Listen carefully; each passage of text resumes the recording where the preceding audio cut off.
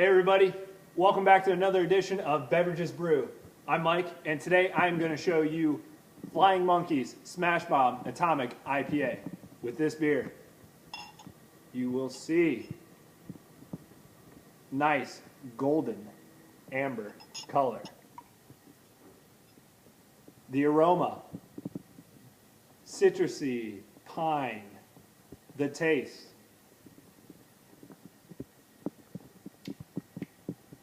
hoppy, hop up front, hop in the finish.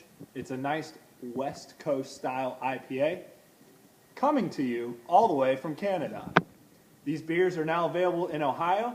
Check your local retail stores to where normal is weird. Until the next pint, cheers.